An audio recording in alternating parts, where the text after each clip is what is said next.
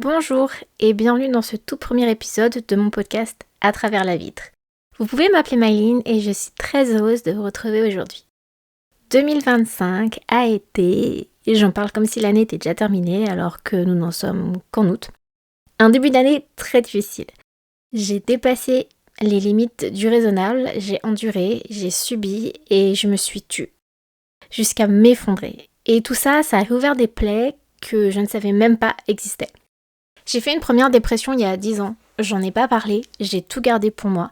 J'ai souffert en silence jusqu'à trouver l'oreille attentive d'un médecin qui m'a évoqué une évidence lors de notre rendez-vous. Mais voilà, il fallait que je l'entende, au moins une fois, et surtout de la part d'une personne extérieure.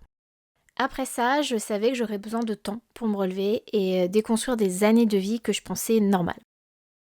10 ans plus tard, la chute a été beaucoup plus violente et beaucoup plus destructrice.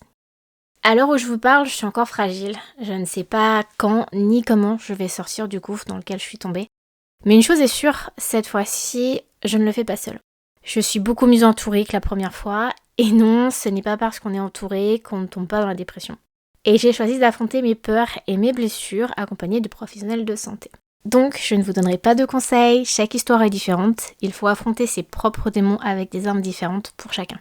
Mais ce que je peux faire, c'est partager ce chemin avec vous comme une bande de chevaliers en quête du Saint Graal qui s'appelle la paix intérieure. Et si vous arrivez, vous aussi, à vous faire accompagner par un ou une professionnelle de santé, les épreuves seront douloureuses, mais au moins vous ne serez pas seul. Oui, je sais, l'accompagnement médical n'est pas toujours un chemin facile à prendre, et ça, on en parle dans le prochain podcast. À présent, je vais vous expliquer un petit peu ce qui se cache derrière le nom de ce podcast. Je ne cherchais pas spécialement à inclure cette fantaisie dans le titre, elle a une signification. À la base, à travers la vitre, était un constat, un sentiment que j'ai depuis toujours. De regarder le monde à travers une vitre. D'être présente mais incapable de franchir cette paroi et de m'intégrer au monde. C'est assez difficile à expliquer mais je vais essayer quand même. Parce que même si je me suis toujours sentie en marge, je pense que je ne suis pas la seule. En fait, mon existence même me pousse à être différente de la majorité depuis ma naissance parce que, quelle que soit la situation, j'ai toujours été l'autre. J'ai toujours été celle qui était différente, même au sein de mon propre sang. Je n'avais pas ma place à moi et j'étais jamais assez. Et je pense que c'est possiblement ce que ressentent, pas forcément tous les enfants, mais peut-être une partie des enfants qui sont mixtes. Voilà, quand on baigne dans deux cultures, on n'est jamais à 100% dans une culture. Ce ressenti, j'ai continué à l'avoir ensuite à l'école. J'ai essayé de m'intégrer, de faire partie du groupe. Mais il y avait toujours cette vitre où je voyais les autres, les événements se dérouler devant moi, mais les connexions ne se faisaient pas. Et là, pour le coup, je parle pas du tout de la mixité ethnique. Ça n'a, je pense, pas du tout joué. C'est vraiment juste moi et le monde. Bien évidemment, je ne dis pas que je n'ai jamais eu d'amis, que j'ai jamais créé de lien, mais j'ai réalisé que je taisais une partie de moi pour correspondre à ce qu'on attendait de moi. Et pendant des années, je rêvais d'avoir une place au sein d'un groupe d'amis. Parce que j'aurais ma place, j'aurais eu mon rôle, on aurait créé des souvenirs incroyables ensemble. Et oui, aujourd'hui ça paraît très utopique, mais bon voilà, j'étais très jeune. À cette époque, je m'accrochais à cet espoir et je ne savais pas que ça allait me blesser plus qu'autre chose. J'étais jamais celle à qui on pensait, celle qu'on choisissait. Vous voyez, dans les films, les séries, il y a toujours ceux qui sont choisis un peu en dernier. Bah ça, c'était moi. Je me forçais pour qu'on me voie, pour qu'on m'entende, mais en fait, ça menait à rien. Avec les années, les études, les déménagements, je me suis rendu compte que les liens que je créais étaient plus qu'éphémères. Ce que j'entends par là, c'est que oui, dans la vie, beaucoup de choses peuvent changer.